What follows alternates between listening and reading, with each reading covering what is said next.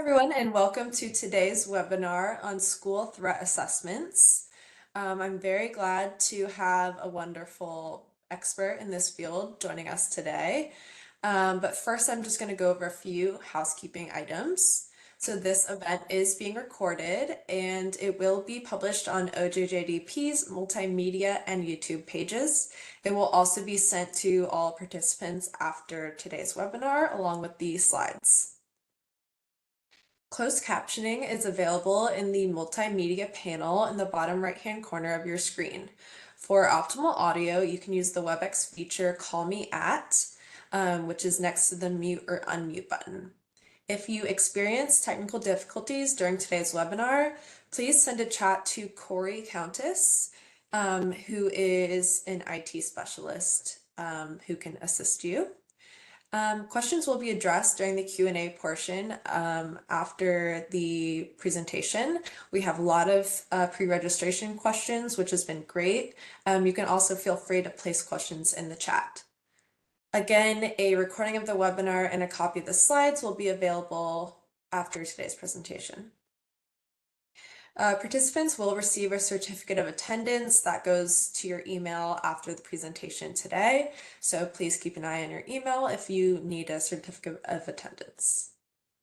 This is the attribution and disclaimer for our grant. And now I am going to introduce Angela Albertus from the National District Attorneys Association, who will be introducing our speaker. Thank you. Thank you. Thank you, Megan. We're very lucky to be here today to present school threat assessments. And we have a wonderful speaker from the San Diego County District Attorney's Office, and her name is Andrea Lopez. Before we get started with Andrea, I'm going to quickly read the OJJDP priorities.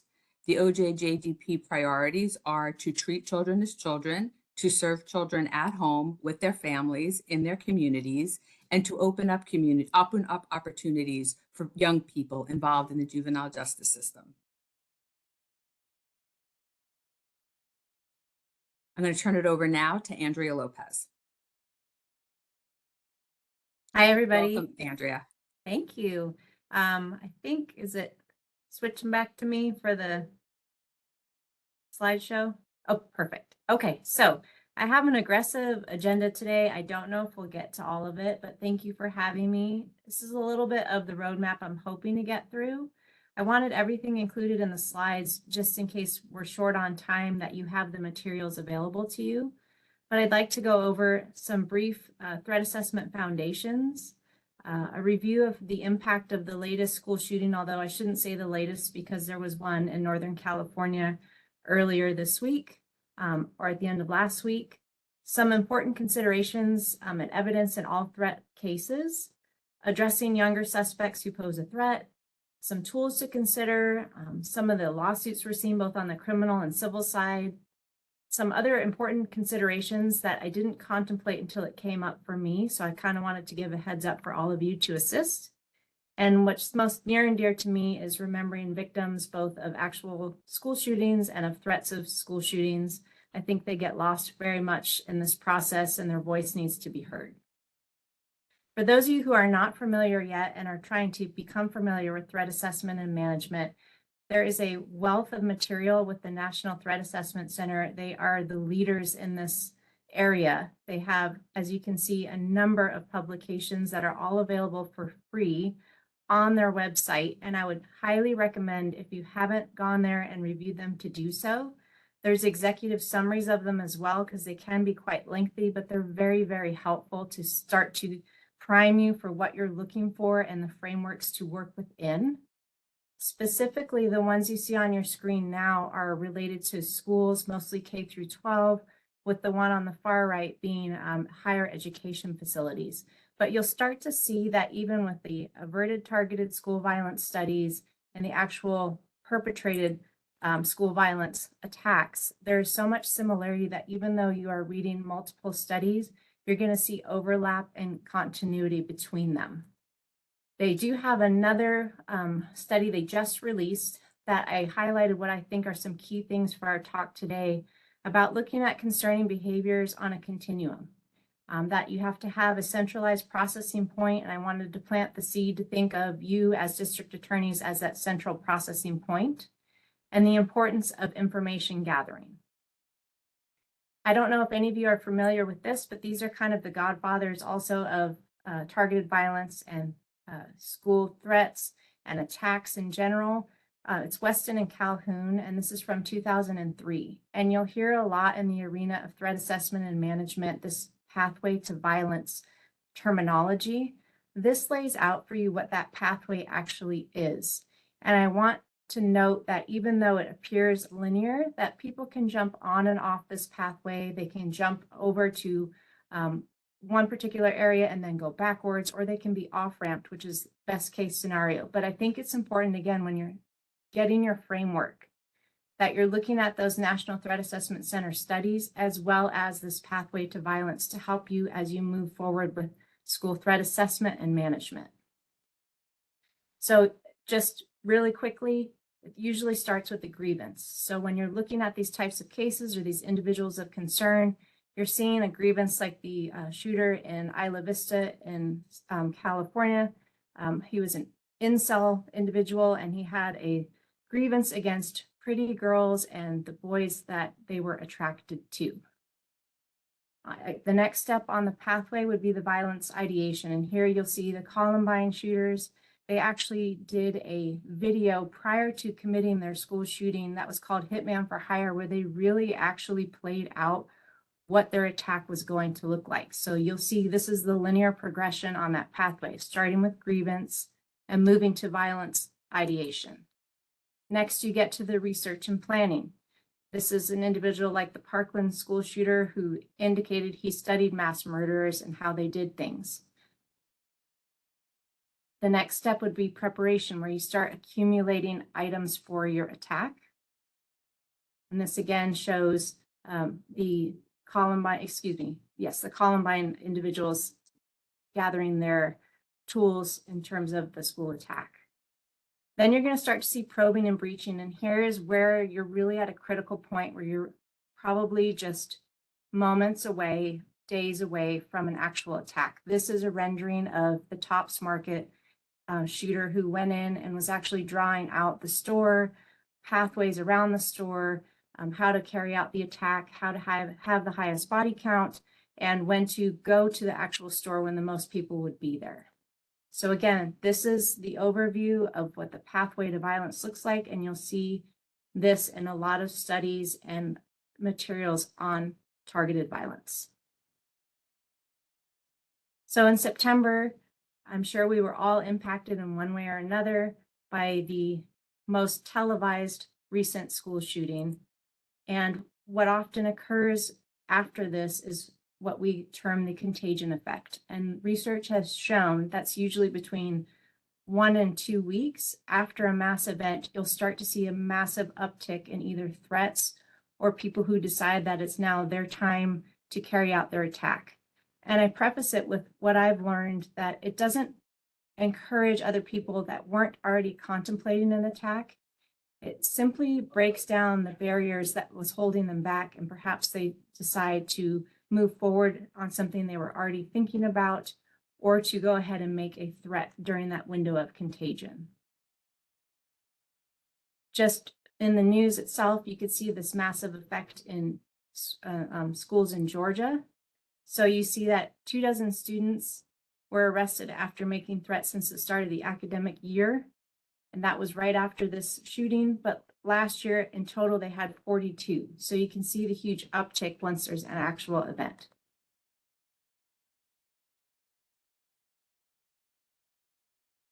And I think there might be a video coming. Today is September 13th, and we're not having a good day in Volusia County.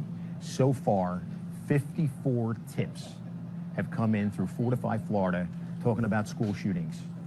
All of them have been deemed bogus. We have 2 people in custody. We have another person who we're investigating and probably will take into custody. I can't say this clearer. You don't stand up on an airplane and yell hijack. You don't walk into a movie theater and yell fire. And you don't get online and post that you're going to shoot up a school.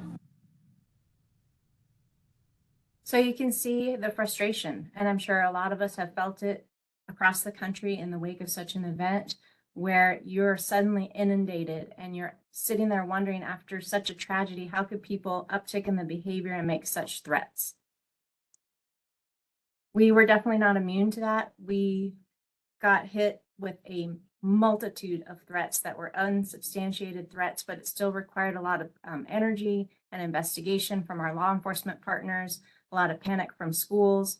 And unfortunately, at the same time that that was occurring, we had a very high profile individual who was up for parole for the first time after committing a school shooting here in San Diego County back in the early 2000s. That was all happening at the same time. So our level of risk and concern was very heightened. I came across this article and I want to share it because I think it's not talked about enough. This was in a publication, and it was talking about that we become almost desensitized to a degree because there's so many threats. But when we pull back a little bit and think about it, parents and those of us who are parents really go through a difficult decision-making process when these threats happen in our local schools, because part of us thinks we're going to be okay, our students are going to be okay. Part of us don't feel comfortable sending our students to school, and there's some judgment around that from other people, but it's really like sending your kids into a war zone you never anticipated and hoping that they're going to be okay. And I think we need to be mindful of that thought process and that trauma that goes on for parents as well as students when they are deciding in the wake of a mass event and then threats that come up in their own area, whether they're sending their kids to school. In response to Parkland, we were hit particularly hard in our county with a massive amount of threats made towards our schools. Because of that, we decided we needed to have a uniform approach that we didn't have before. And it took a lot of work, but it was created multidisciplinary in nature, which is best practices by all the research, including the National Threat Assessment Center. And what we did was we pulled people from many, many disciplines to sit down in a room together and help draft out a common approach to school threats. Of course, we had to work on the mindset first, and to shift that mindset, a lot with law enforcement saying, well, we don't have a crime yet, so what are we doing? Why are we putting so much effort into prevention? And I think it took quite a bit of time to get that perception change and to get buy-in. But after spending the time, we have some great collaboration within our county with law enforcement, particularly leading the charge in terms of how to approach these situations and how to break it down by discipline. So this will be included in the materials for you, but I just wanted to reference it at this time. Included in there are different disciplines approaches. It's 3 main sections. It's the prosecutor's response, the law enforcement response, and the school response. And of course, they all need to be consistent with one another, but it really maps out what each one's individual responsibilities are and where the overlap is. I don't think you can have something successful in your area unless you have all the key stakeholders involved, and that clearly for our county included law enforcement, schools, mental health, and the prosecution. And I will put in the chat where the different items that you may be interested in start. The assessment tool starts on page 6. The overview of 5 steps in threat assessment start on page 8, and the decision tree starts on page 9. I know a lot of you had questions about those tools, so those are being provided for you, and the pages will be in the chat. And if I can do a side note to that, thank you, Angela, because I know I would forget to have said that. Our school, we have 42 different school districts, K through 12, that are public schools. That doesn't account for all the private schools and some of the charter schools. All of our schools are their own, the districts, I mean, are their own separate kingdoms. So they rule themselves, but over them is what's called the County Office of Education, which doesn't tell any of those 42 districts what to do, but it provides a ground zero for best practices, free training, and advising those 42 school districts to try to have consistency across our county. So I don't know how each of your areas are broken down in terms of schools and whether you have a similar County Office of Education or you have some central governing body, but it's really important to try to have consistency across districts whether they're more rural, more urban, but to get everybody to participate with the resources that they have. So in that school section, the County Office of Education had selected the threat assessment model. I'm going to preface it and say there are a multitude of threat assessment models. There's the one that's selected in this protocol. There's other ones. They are all valuable. You need to decide for yourselves, and your schools need to decide which ones that work for them based on their expertise and their level of knowledge and what they're comfortable with. Just make sure that they're evidence-based and that they mirror what the other ones are doing in terms of information gathering and having a multidisciplinary nature. So in that school response piece, there is a separate component of our protocol, which means schools with best practices, again, by the National Threat Assessment Center, should have their own threat assessment teams. They serve as the first point of filtering out what can be handled at the school level versus what needs to be elevated and further on to law enforcement and perhaps to the district attorney's office. On top of that, we have created a second threat assessment team. We call it STAT. It is housed here at the DA's office at the Juvenile Division. And on that team are experts, and they volunteer their time. And it's deputy district attorneys like myself, some of our investigators, our law enforcement team. We are fortunate enough in our county to have a fusion center.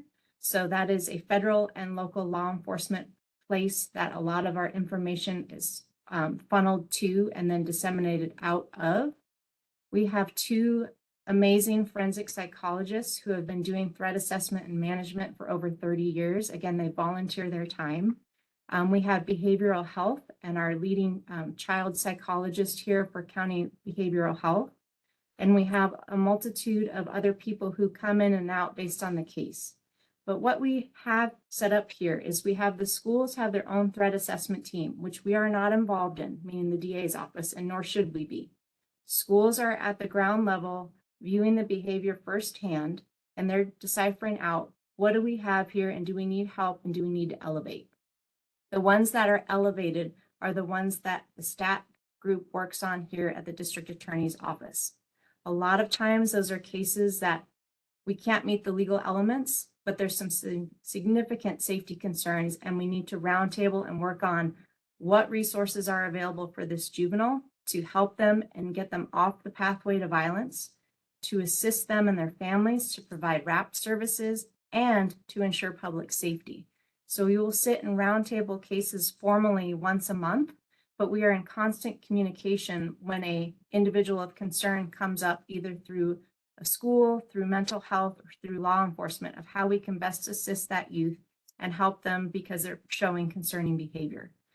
And I want to point out that it's so critical that although a lot of entities get concerned about sharing private information because of HIPAA and FERPA and privacy laws, there are carved out exceptions for public safety. Those are there for a reason, and there is a legal way to navigate information sharing that is so critical across disciplines.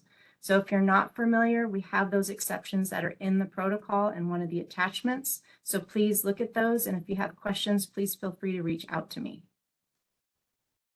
I mentioned who our team is comprised of, and it provides the second level of threat assessment outside of the school site-based ones. What is also critical for what we do here, I mentioned our Fusion Center. Here it's called the Law Enforcement Coordination Center. They are the federal and local state partners that are housed together. And what they had prior to 2018 and our threat protocol was they had the suspicious activity reports. It's called a SAR. So a member of the public or law enforcement could go onto this website and report suspicious behavior. While we were rolling out the protocol, the sergeant there said, why don't we have a separate school threat suspicious activity report, because we're getting inundated, and it will help track what's happening by district.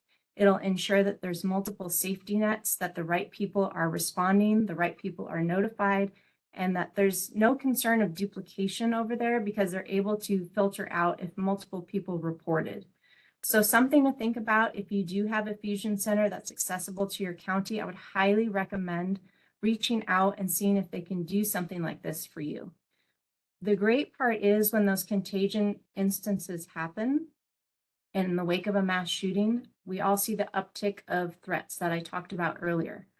When we have this central repository where information is going in, where concerns are being reported, our team over there is able to see, okay, is this a nationwide trend? Is, let's say, Boston getting a ton of these online swatting calls, and it's coming from the same number as the ones we're getting here in San Diego? Is it the same verbiage of an online threat? It's just tweaked a little and the name of the school or the area or the location has changed, but it's happening across the nation. That is also a great benefit to involving your local fusion center, because it can help see if it's a national trend and to get in touch with those different agencies and different locations to say, what are you seeing and who's investigating and what do we have in common?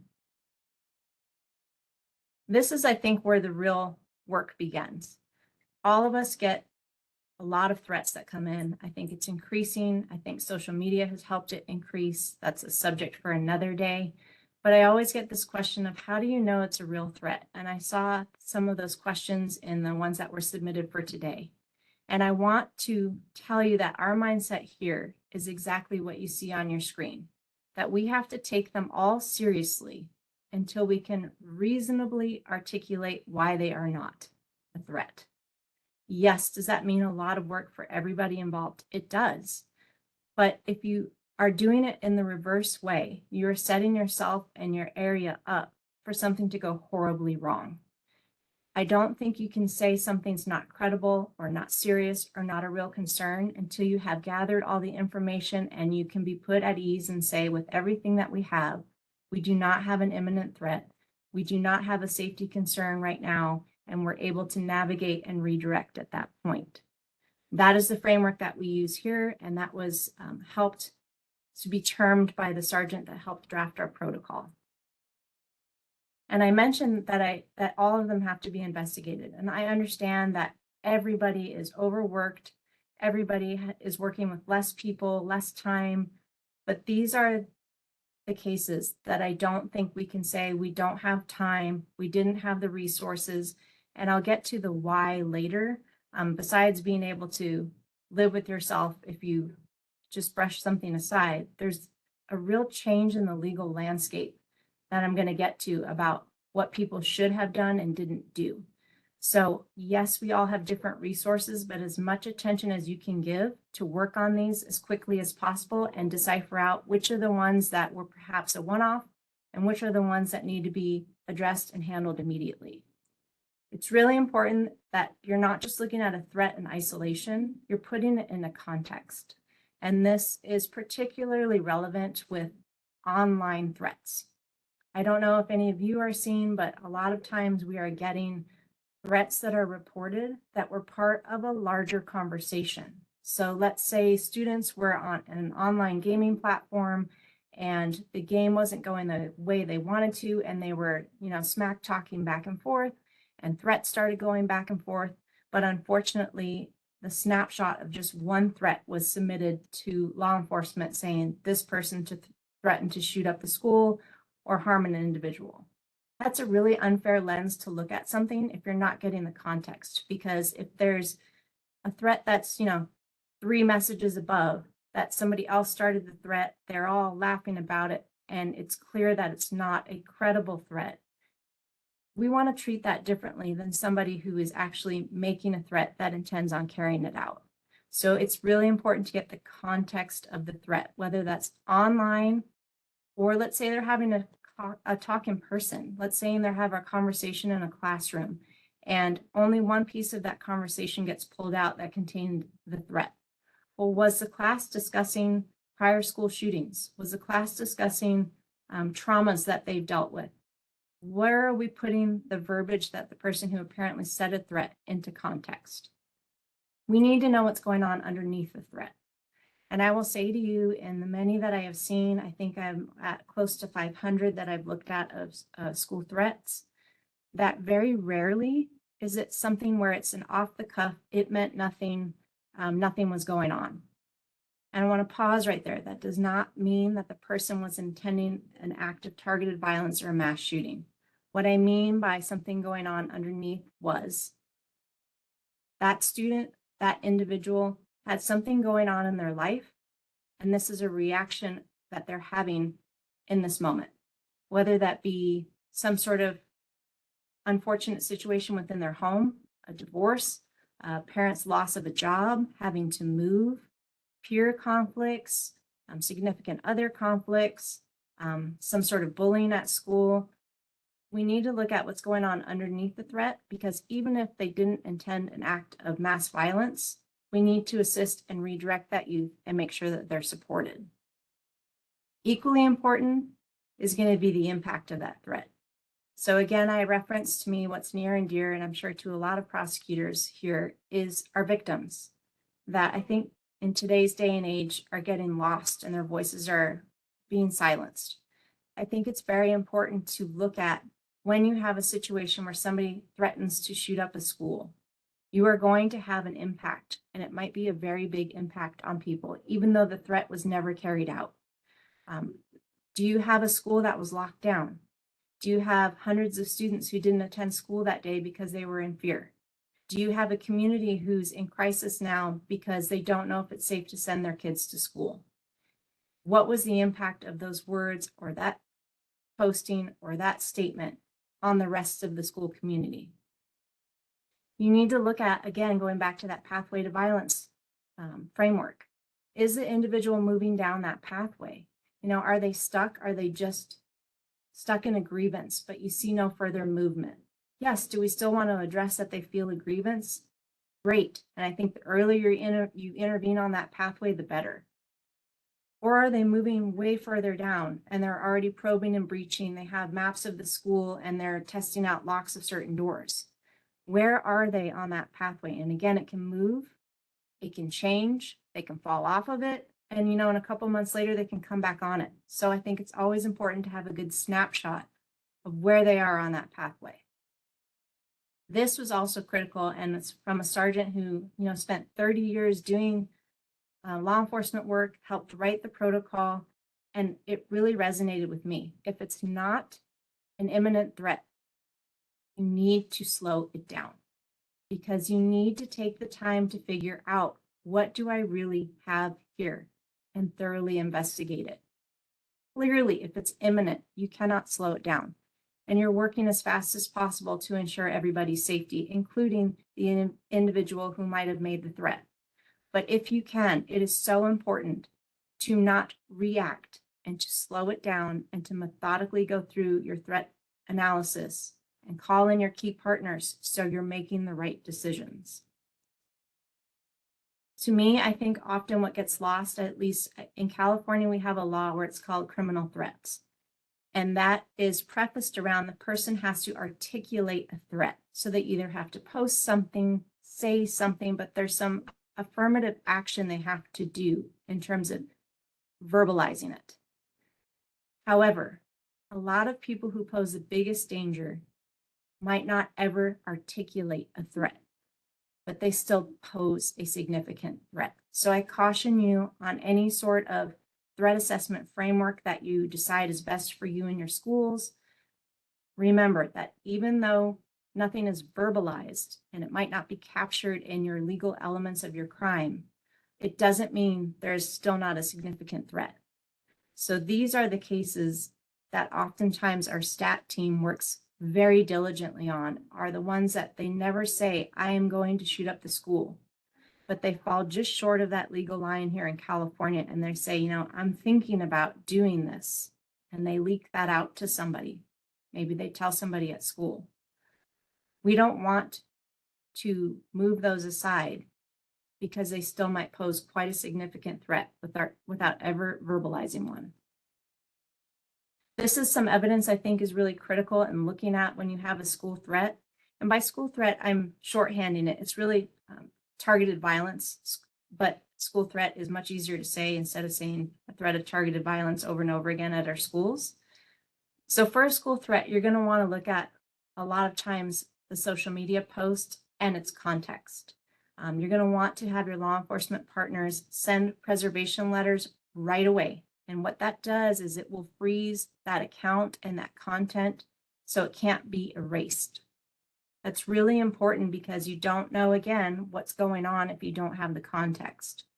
Once that preservation letter is into any social media application, be it Instagram, Snapchat, Discord, then you're going to want to follow that up with search warrants from your law enforcement partners. And I would suggest, at least what we do here in San Diego, is we're getting at least a few months worth that we're putting in the warrant.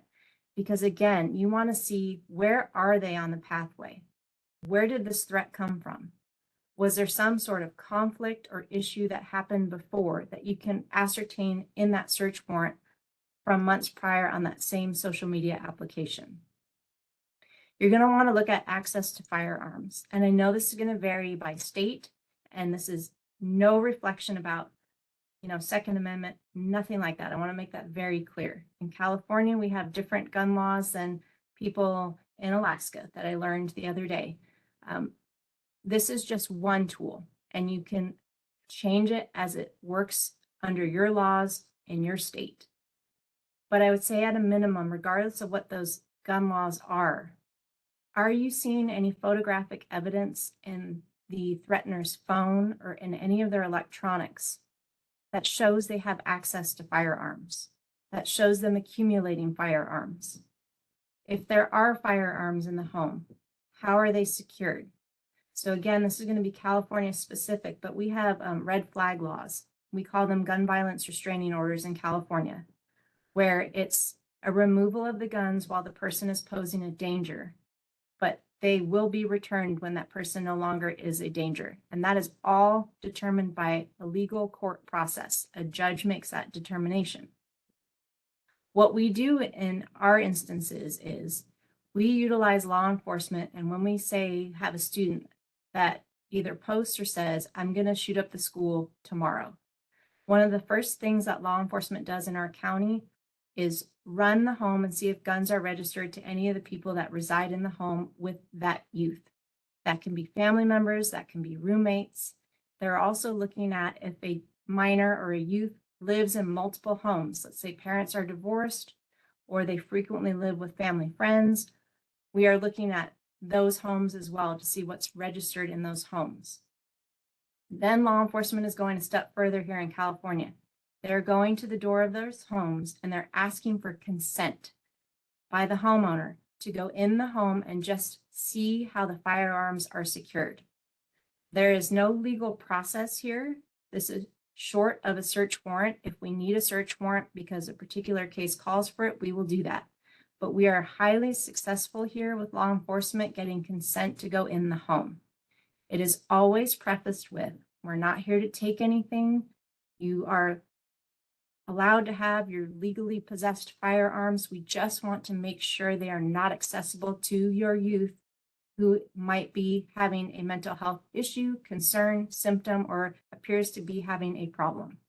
So they will determine, are those firearms secured properly? If they're not, they will assist the people here and either give them trigger locks or education about how to safely secure them to prevent any harm. You want to be looking definitely for drawings, writings, journals, manifestos. Even in this digital age where a lot of the threats are online, it is amazing to me that the really high risk school shooting threats, those individuals seem to always revert to actually pen to paper. Some of the more concerning cases I've had, we have actually recovered handwritten manifestos, handwritten drawings and writings. If you're seeing that, I would say that you really need to keep digging and see where that person is on the pathway, because that's highly concerning behavior. You're going to want to look at what they're viewing on their electronic devices. It sounds obvious, but here's something that I've learned, and the FBI in San Diego has developed an amazing program, and I can talk about that offline another time due to the interest of time.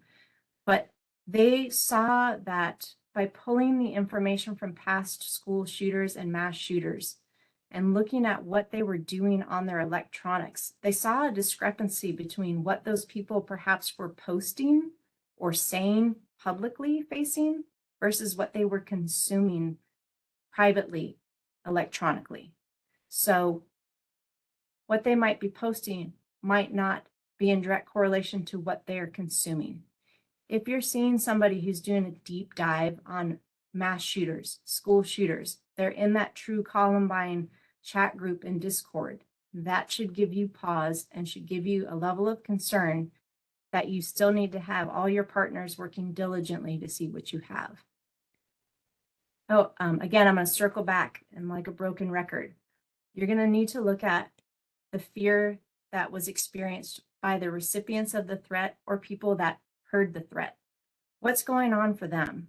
You know, whether someone wants to say that their behavior was a joke or they didn't mean it, it still might have caused a significant amount of fear in the recipients of that threat.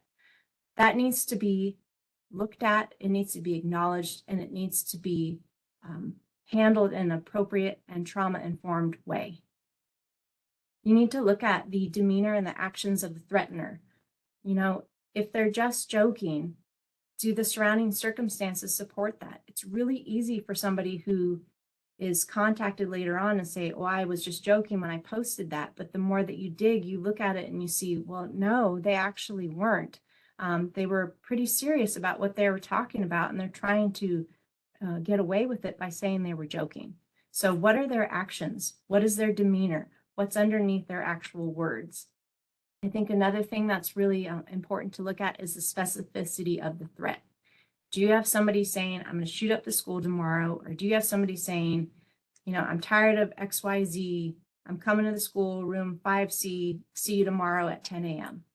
Look at that specificity and say, has this person been planning on that pathway? Are they starting to accumulate? Are they doing the breaching and probing? And are they ready for their attack? Considerations in charging a youth is going to be a total case-by-case analysis. I wish it was easier than that, but it's really not. You have to look at the totality of the circumstances. There is no hard line.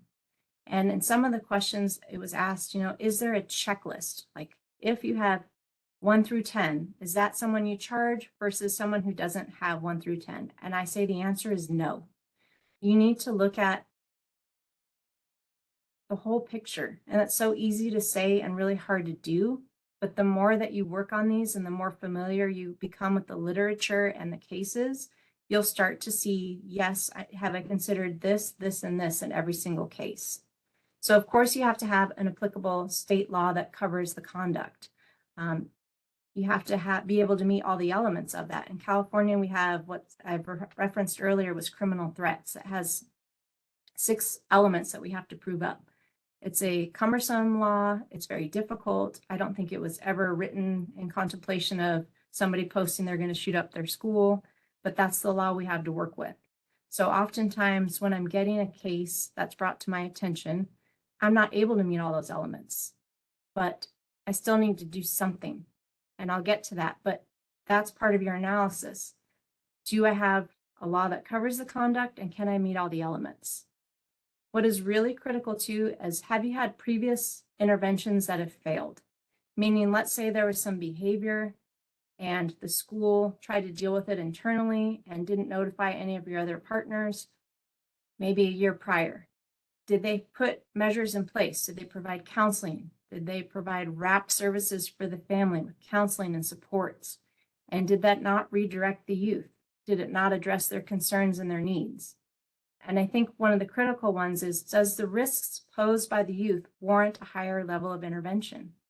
If you have an individual who's written a manifesto and has started stockpiling, I'm going to say to you, that person's going to need a higher level of intervention than somebody who might have just posted and done so in really poor judgment, but there's no other red flags in their background. For the younger suspects, for us, we cannot charge anybody criminally unless the youth is above the age of 12, so 12 and up. That doesn't mean that there aren't people of concern who are younger than 12, but that's when you need to rely on your community partners and decide who else can assist this youth in this moment, in this crisis, even though that criminal charges is not an option or isn't the best option. Do you have systems of care in your community that can help redirect? Do you have child welfare services? Do you have mental health services? Do you have robust school services that can help in terms of an education plan? Do you have RAP services, which is a community group that can come in and assist not only the youth that might be experiencing some challenges, but their family? And most importantly, even with the younger ones that you can't criminally charge, or you believe it's not best to criminally charge based on that specific case. Are you writing out a paper trail so you can know what services were provided before, what worked, what didn't, that we're not duplicating, and that we're assisting as much as possible? So I mentioned a few of these. An individualized education plan. You're going to want to look at, is that student struggling academically? Is there any diagnosed mental health issues? Is there any special education issues? How can you support that youth in getting them back on the right track? What mental health support? A lot of the cases I get that I am not going to criminally charge, I refer to a community service provider. That person might participate in writing a letter of apology, doing community service, doing anger management classes. Those are all voluntary services, but I want to provide everything I can to help that individual and get them off any sort of pathway, whether it's offered voluntary or through the court. And of course, sometimes you're going to need formal probation on those ones that pose a bigger danger. You're going to hit some roadblocks for sure, and you're going to hit them repeatedly. Sometimes people ask me, how do you get schools to cooperate in this process and be part of this team and information share? And I say to you, you have to go out and educate them. You have to make them part of the solution and to not view law enforcement as a problem. You need their buy-in. Without them, you're not going to get the information and you're not going to be able to assist a juvenile in need. So you need to go to the school and remind them, we're not trying to criminalize youth. We're trying to help, support, and protect the public. Those two interests don't have to be mutually exclusive. You need your law enforcement partners to be able to go and take statements. And sometimes schools try to give law enforcement the runaround and say, you're not going to come and get a statement from the youth who may have done the threat or from any witnesses. And you're going to have to navigate that. And you're going to have some conversations with the school principal, maybe the district. Try to bring everybody to the table and explain the why of what you're doing. With mental health evaluations, I think we've all seen, and I know in our county, there's a real lack of available providers. Number one, there's a lack of people who are mental health providers with experience in threat assessment and management. That's a critical need that I'm hoping that we'll see more people with that specialty. There's mental health providers that don't normally evaluate youth, which is another critical need. So navigating the roadblocks and getting the help that you need is going to be an ongoing problem. And you're going to have to work with your community stakeholders to try to evaluate how can we fix that. Parents are going to be roadblocks unless you make them an asset. Again, you need to underscore to them that you're trying to assist. You're not trying to criminalize. You're not trying to punish. And honestly, at the end of the day, if you're not assisting a youth who's presenting with a problem and may have made a threat, if you're not assisting them off that pathway, all you're doing is buying time until that behavior and maybe carrying it out actually occurs. So you do need to provide some real interventions to get them off that pathway. Have parents be part of that solution. Ask them what services they may have in place. Ask them if you can refer them to services. Ask them to help you to get their youth into a better mind space. So this is also from Calhoun and Weston, who did the Pathway to Violence. And I really like it because they talk about hunters and howlers. And in the interest of time, I'm going to start moving up through these slides kind of quickly. But hunters are the ones who may never verbalize a threat. And the reason that they won't is because they want to carry it out. Some of our youth are more prone to be visibly angry and might be the ones expressing a threat, but don't intend to carry it out. Those two can also move on a continuum. They can start as one and move to another. So again, I want to underscore how important it is that just because somebody doesn't verbalize a threat does not mean they don't pose a threat. So this is in some reference materials that I can provide to you, but it's a great book to read as well. I'm going to go ahead and show you something and see what your reaction is to it. Let's say you get a threat that said, don't come to school on Tuesday because I'm bringing guns.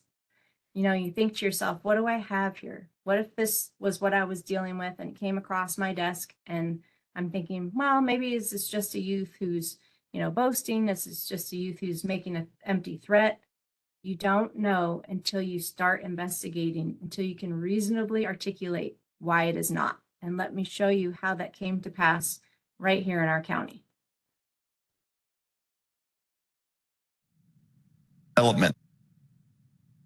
Developments on a story we've been following all morning. A potentially dangerous threat against Rancho Bernardo High School has been stopped. San Diego police arrested a student who attends the school along with his father, who's been identified as 45-year-old Neil Anders, after a threat was made towards the school. This morning, photojournalist Paul Anderegg in the 10 News Breaking News Tracker got this video of police seizing a stockpile of weapons and bomb-making materials at their home. Police say they found dozens of ghost guns, explosives, bomb and gun-making materials, prepper supplies, emergency food rations, bulletproof vests, and several computers in the house. The bomb squad also removed an RPG rocket launcher from the home. We have team coverage on the arrest and the fallout on campus this morning. Sierra Encinas is in the neighborhood where the arrest happened. Danny Miskell is at the school. Danny, you've heard from both the school and from students and parents today. Good morning, Jared. Yeah, so the chief communication officer was just out here earlier, and she gave us all the details to how this situation unfolded. Now, even though the father was booked this morning, and even though the stockpile of weapons was seized from that home that the teenager lived at this morning, we were told that this all started in a classroom here on Friday. This is a situation in where everything went right. Class was back in session Tuesday morning at Rancho Bernardo High School.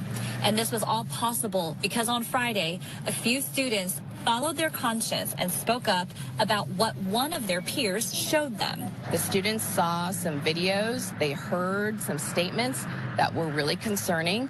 And then I think by what was found in the search warrant, those fears were valid. The students went to the school, then the school went to SDPD, and that led to the student who was making the threats arrest on Friday. So I wanted to share that with you because on the surface, it might look like nothing. It might look like tons of cases you get on a daily basis or a weekly basis or a monthly basis of don't come to school tomorrow, I'm bringing guns. I think we become desensitized and we dismiss. But I wanted this to give you some pause to show you don't know what's underneath those words until you do the further investigation. And as you can see in this one, it was the mother lode of weapons in the house. And although I'm not going to speak any specifics, we were able to redirect the youth, and we're still proceeding in the criminal process with the father who was the owner of all those weapons. I think it's really important to remember that the research all shows what you can see on the screen. These are important things to look at. There's leakage. There's a history of mental health symptoms. And again, that's very distinguishable from a mental health diagnosed illness. Most of the people who are committing these types of acts or making these types of threats do not have a diagnosed mental health illness. There's something going on. There's a symptom. There's something happening in their life. And you need to look at that. You need to look at, again, what I talked about, the violent themes and the fixation on violence. Be really mindful of bullying, whether they're the ones who bullied or they were the victim of. That's really helpful in school records when they document that, so you can see perhaps what's been going on in the background. I can't say this one enough, especially based on the research. Do not discount homicidal ideation when you see suicidal ideation. As you can see, about half of the people who experienced suicidal ideation went on and committed a act of targeted violence. Of course, that doesn't mean that people, generally speaking, with suicidal ideation are going to harm others, but it's a really important question that your team should be asking in those moments when there's a threat and you see suicidal ideation. Are there also homicidal ideations behind the scenes? I'm going to go ahead and skip ahead just in the interest of time, but these are a couple of video clips about the Georgia shooter and what was being broadcast months before the attack. And in this clip, it was him out hunting with his father 20 months before the attack. 4 months after that, and about a year and 8 months before the shooting, he had done a threat on Discord about shooting up the school. And when law enforcement went to the home to talk to him about it, him and his dad both discounted it. The shooter denied it, and dad said, yeah, don't worry, that would be really disturbing, and I would be on top of that. But unfortunately, despite law enforcement going to the home, despite that discussion with dad, despite the mental health symptoms that the shooter was showing, dad went on and purchased him a firearm.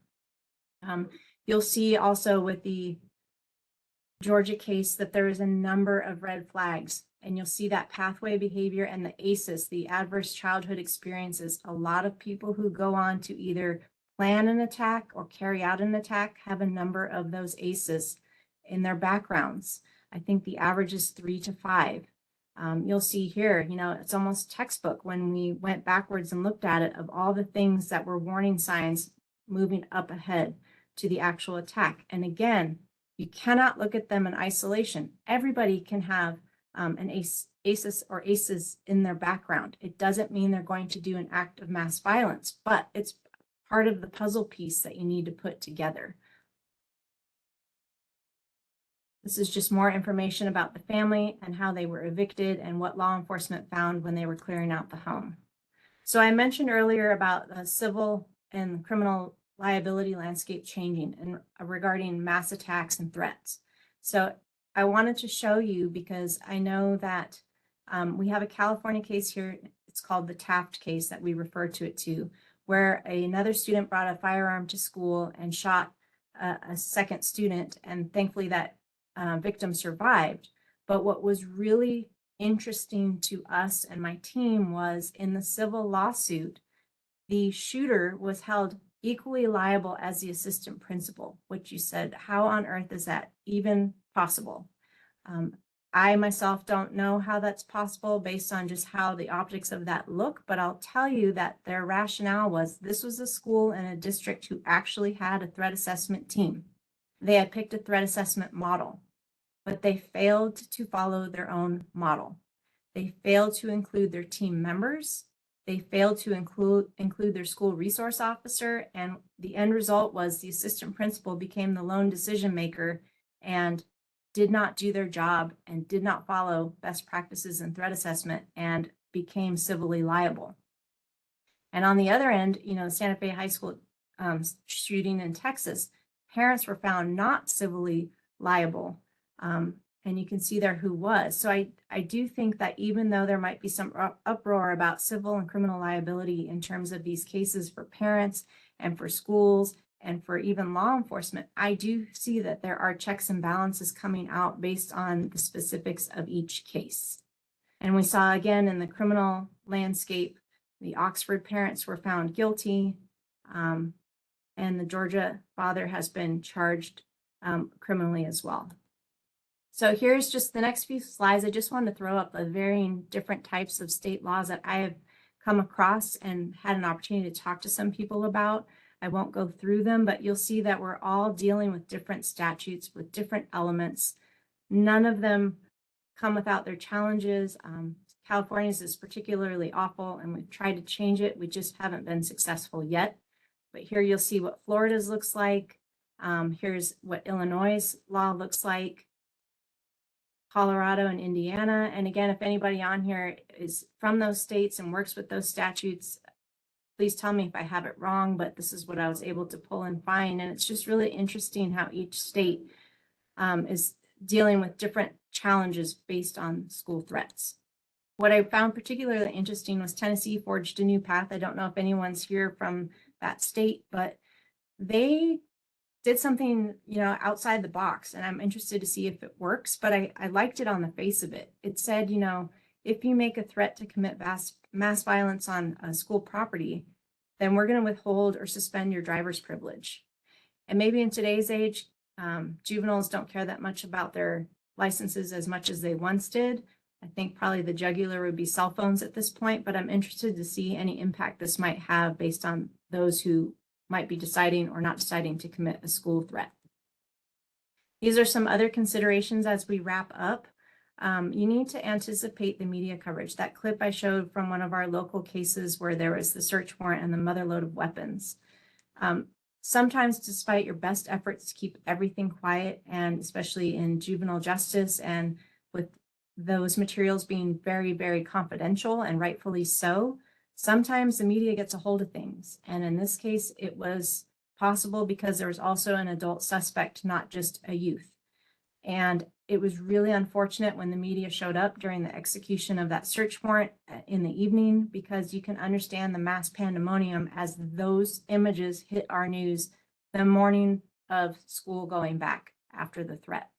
So what I would say is anticipate that is going to happen, be prepared, have something prepared ahead of time, and even more so, back it up and prepare your parents and your school communities before they get a threat. Have the back to school nights, work with the schools, and have them underscore to the school community, we have protective measures in place. We know what to do when a school threat happens. Let me ease your concerns before one ever starts. Of course, you're never going to take away their concerns, because once it does happen, it's very disconcerting. But they can rely back on, at least, I remember them talking that they had something that they told me about, that they're aware what to do, and they know how to navigate these. You need to look at who owns these types of cases. I think a frequent pitfall, and it could be a very, very deadly pitfall, is, let's say a school learns of a threat from one of their students. They then contact law enforcement and they do one of these and they say, well, I called law enforcement, I'm done, my work is done here. My philosophy and my team's philosophy is, once you're in it, and there's no getting out of it. So whether that be schools, law enforcement, prosecution, mental health, everybody owns the case, because everybody's touched it and everybody bears some responsibility on next best steps. I already talked about how suicide prevention to me is really at times murder prevention. And I don't want that to be taken out of context. Again, I'm not saying everybody who has suicidal ideation is going to go on and harm other people, but I think it's a frequently missed piece. Do not take a juvenile at their word.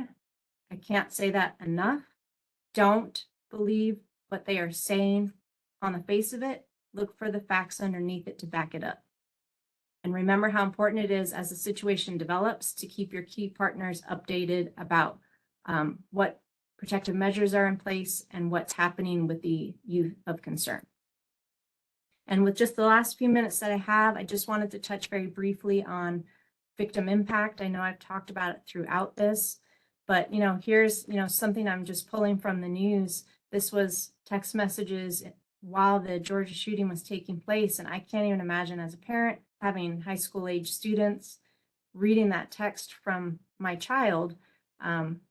It's horrifying. So even though the percentage of these and the likelihood of it happening is very small, that doesn't negate the fears when a threat actually happens, even if it's not carried out, because all we see on the loop over and over again from the media in the wake of these is that it can happen, how horrific it is, and how deadly it can be. So I want to remember, when I'm doing these types of cases, that there's a lot of victim impact that I need to make sure I'm addressing. This is just going to be another clip I'm going to skip over in the interest of time. This was our Santana school shooter who was up for parole at the same time that the Georgia school shooting happened. And it went through how traumatizing it was for the victims and their families to be going through all the facts again at this parole board hearing. 5 minutes left. Thank you, Angela. So you can see here some of the insight that was gleaned from that parole board hearing, some of the pathway behaviors as was represented by the shooter themselves. So you're going to see these common themes, these ACEs, this fascination with violence, with Columbine. And as a side note, if you see somebody super fascinated with Columbine, that seems to be the mothership for a lot of people, and then they go down the rabbit hole from there, pay attention and start looking carefully at that one. Again, just more of the parole board insights. And I wanted to point out that you can see here where he represented one thing was going to happen, but then he kept changing what was going to happen. And there you see the intersection of suicide by cop, and how close suicide and somebody dealing with this type of concerns and where they are in their mental health issue, how quickly can turn to homicide as well.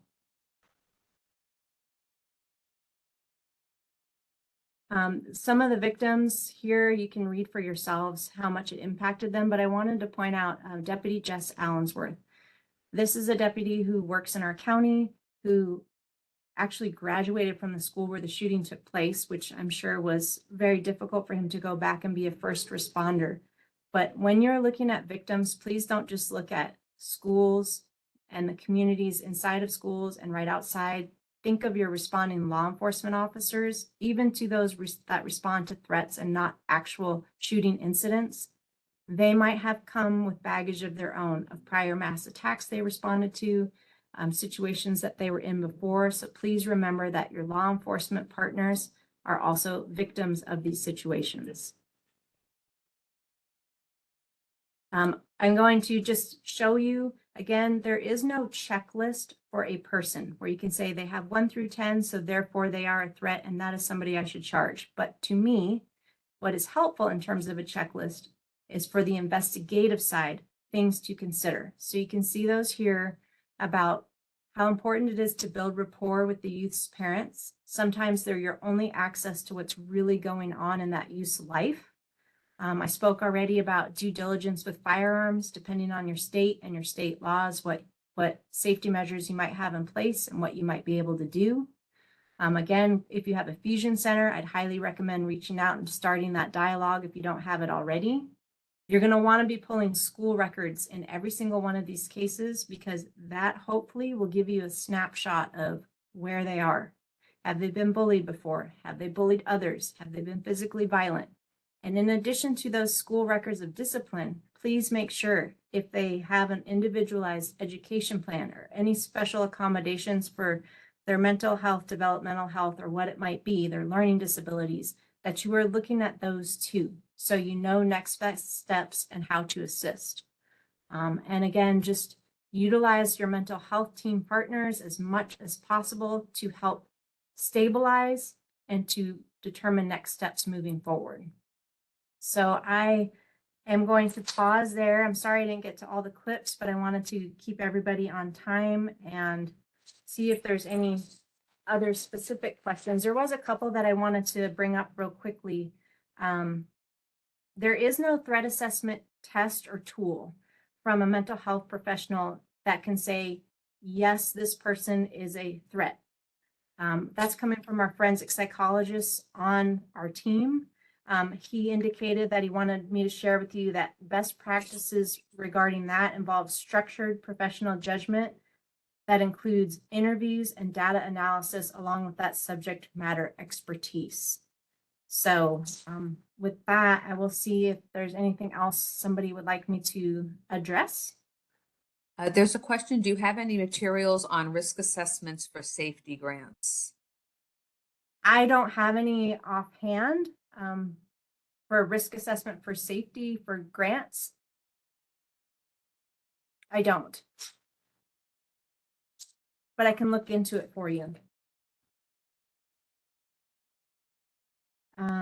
Something else I wanted to, oh, sorry, Angela. No, go ahead, go ahead. Real quick, I think we need to remember that law enforcement is a really critical partner. And I know that different states and different jurisdictions feel differently about that. And schools sometimes can be a great barrier to law enforcement partners. And I think there's the education piece. Not only does the National Threat Assessment Center best practices say that law enforcement is critical in keeping schools safe, but there's the education component about involving law enforcement does not mean a youth is going to be detained, arrested, or charged. It means it's a critical partner with the lens that has access to information that nobody else in the other disciplines does, that needs to participate and help this youth of concern. So please just be mindful that law enforcement is a critical partner in keeping schools safe.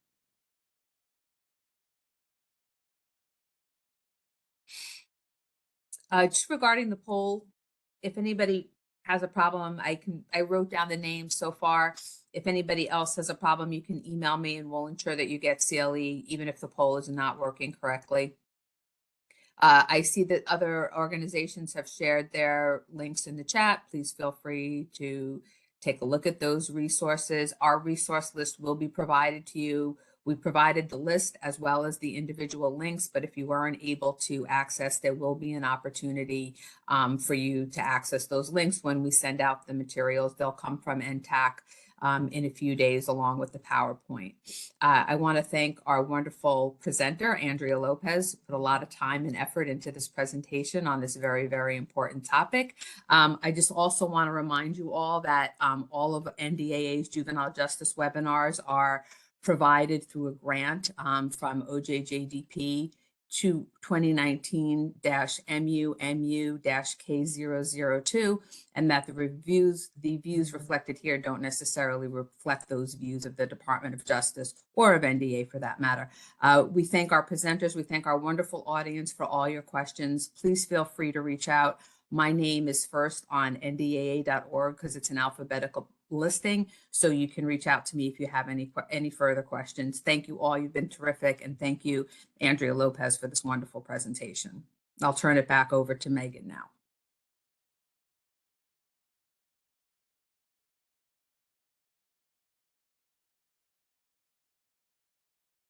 You're muted, Megan. Here's the attribution that Angela just mentioned. And then I just have a few closing slides to get through. So if you would like to request training or technical assistance, you can reach out to NTAC via TTA 360. The link is on your screen. Again, here's our contact information. You can reach us at our website, or you can email us at that email address on your screen. If you would like to hear more about virtual events that are coming up, you can go to OJJDP's event page and you can sign up for JuveJust, which is a listserv that comes to you with a list of events similar to this one. So I would highly recommend doing that. Again, this recording will be posted on OJJDP's multimedia page and YouTube channel. You can also visit those to see past events recordings. So there's a lot of great information on there. I would recommend doing that if you're interested. And you can connect with OJJDP on various social media platforms that are listed there. And finally, here is NDAA's contact information. So Angela Albertus, director, her email's on there. She also put it in the chat, and you can visit their website there. Thank you so much, Andrea and Angela, and have a great day, everyone. Thank you, everyone. Have a great day.